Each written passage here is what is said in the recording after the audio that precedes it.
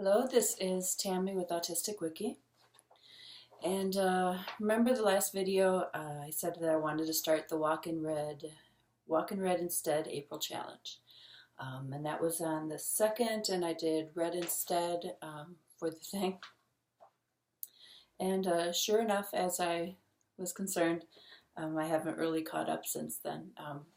This is my first video since then. Today is Saturday, the 8th. April 8th, so it's been 6 days. Time flies by. So maybe I'll just go through them really quick. April 3rd was stimming. And for stimming, that's something I mostly do. I do it a little bit always, but I do it more often if I am distressed or upset about something or feeling uncomfortable. That's when I do it more often. And the stims that I do, sometimes I'll rock front to back or side to side. I've noticed that front to back, I'm more likely when I'm distressed about something, I'll rock front to back. And then if I'm just kind of like thinking about something, then I'll go side to side. So I have noticed that I do different ones. When I went for my assessment, my doctor was actually pointing out a lot of things that I do that I wasn't even aware of doing. I shake my foot a lot, my leg a lot, always tapping my foot and shaking my leg. He also pointed out that I'm often just like touching things, like rubbing on my chair, the armrests of the chair, like I'll be rubbing them, or rubbing my legs, or just twiddling my fingers, doing something with my fingers. Just doing lots of things. If I have something in my hand, I'll often be twisting it. If I have a pencil or pen, I'll be twisting it. So he pointed out a lot of things I didn't realize I was doing. And since I was a little bit obviously uncomfortable in the assessment, I was apparently stimming quite a bit. But for me, stimming, it's just really a reflex, is what I consider it to be. So that is stimming for me. Some people they'll ask, "What's your favorite stim?" For me, stimming isn't something that I actively do. Like I said, it's more of a reflex. So I don't have a favorite per se. Favorite seems to be when you choose something, and I don't feel like I choose my stims. They just kind of happen. They're just, I've always called it fiddling. Before I was diagnosed, it was just fiddle. I fiddle with stuff. So I'm a fiddler. April 4 was special interests. And special interests, I'm not the kind of person who knows one subject and that's all I study for the rest of my life. I'm not one of those types of people who knows like every single part on every single train that's ever been produced and when they run and their schedules and all this stuff. My interests are not like that.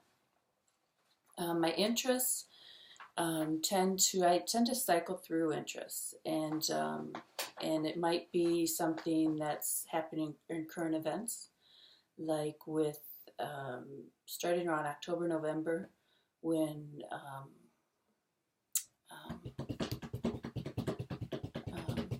the president, the election, 2016, our recent election. During the election time, that became my obsession. I was just obsessed. I was watching, reading, consuming news, reading it online, and watching it on TV. Like a good 6 hours a day. It was intense, and when I get into a thing like that, I felt very panicky, because if I didn't get my news in every day, I felt like I'm missing something, and I need to know what's going on so that I don't really know what I was going to do, but it felt like if I wasn't reading the news every day, someone's going to die. I need to do this. So I was just reading an obscene amount of news, watching TV news, everything, everywhere I could get it from. And I felt kind of obsessed that I needed to keep track of it and like log it all and, you know, kind of put it all together so that if anybody ever had a question about something, I'd be able to just pull out like every single article that's ever discussed this issue. And so things like that. Sometimes my special interests, my obsessions get really out of control like that and would be really bad. When I was like that, I was not doing my homework. I'm in college for software development. And I'd stopped doing my homework and I wasn't getting housework done. I was waking up late. It just really took over my life. And that's what happens is when I get stuck on something, that just takes over everything and I can't break out of it. And that was quite a few months that I was doing that. And then working with my doctor, he kind of helped me break out of that by limiting the time that I watch the news and then like forcing myself to go do something else after that. And it was pretty hard. I was really, really, really, really stressed for that first week. And then after that, it started getting a little bit easier. But so some of my special interests are things like that, where they're just really out of control. Other special interests that I have are more in control. I still spend probably more time than I should on them, but at least they're somewhat functional. So for an example would be code. I'm studying programming and I really like writing code. And like if I wake up on my day off from work, and if I wake up and I go straight to my computer and just start coding, that's it. My entire day will just all of a sudden be gone. I'll look up and all of a sudden the entire day went by because I was spending all day just writing code and playing and trying out new things. So at least I don't do that every day, but it is something that I sometimes get wrapped up in, and it can take over a lot of time. I am doing a pretty good job of, since I'm going to school and it's very structured, it helps me to keep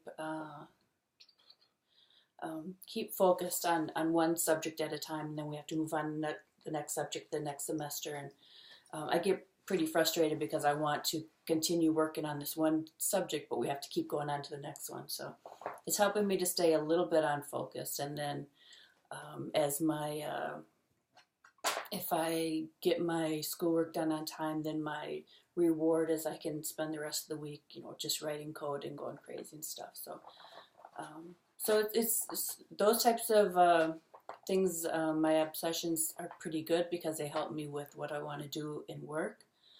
Some of them, like the news, can be quite negative and very. Because when I was stuck on the news, I was depressed and anxious. Well, I'm always depressed and anxious, but a lot more than normal. Because it's stuck on the news can be pretty negative experience. So sometimes the special interests aren't very good. Let's see. 5 is stereotypes, and we have to get caught up to 8. Maybe we'll break this up into a couple videos. Stereotypes, so we'll do this one real quick. Let's see, stereotypes. Well, the stereotype, I guess what I think of when somebody is, I guess my guess is what somebody thinks of as an autistic person would be kind of a lot of times if you go to an autistic event or something, a lot of times they'll have the people who are really, really, like they can't talk and they have a lot of really jerky movements and they can't sit still and they're shrieking all the time. That seems to be the type of person they parade around whenever they have a autistic event. They're generally not going to parade someone like me around because they want somebody who is, good for the camera, so to speak. Somebody who is going to, I guess, kind of pull at the heartstrings so that people want to get involved and, give money or donate to charity or something. And it's easier to pull at those heartstrings, I think, when you see somebody who is has a lot of disabilities, even if all those disabilities aren't autism related. I mean, let's be honest, a lot of the people who are severely, what we refer to as severely autistic, the things that are really disabling for them are other comorbid conditions. It's not the autism. But we, that's not always discussed. It's, oh, look at this autistic person who can't speak and can't sit up on their own and needs 100% care for the rest of their life. And it's a whole bunch of other things that are making them unable to take care of themselves. But we blame it all on the autism. I guess for me, I think that's one of the biggest stereotypes about autism is people seems to think that, I think people seem to think that you're either Sheldon on one side, who is, bright and brilliant, but has no social skills and is unintentionally rude and disruptive, or you're this other end. I think there's like three that maybe people think of. So either Sheldon, which they'll call high functioning, and then towards the lower end, I think they're thinking about that kid that's always screaming and shrieking and fighting with everybody. And then at the far end is the savant, who is like the Rain Man, who is able to walk around and go to the bathroom on his own, but he can't, and he's super, super smart, but he can't, he can't order off a restaurant menu, or he can't really take care of himself. I think those are the main stereotypes with autism. The truth about autism is there's quite a few people who live every one of those stereotypes, but as best I can tell, the vast majority of the people are something like me, where they have a number of disabling characteristics, and depending on what kind of support they have around them, often determines whether or not how much they're able to function on their own. I think that's probably the most common from my perspective of what real autistic people are like.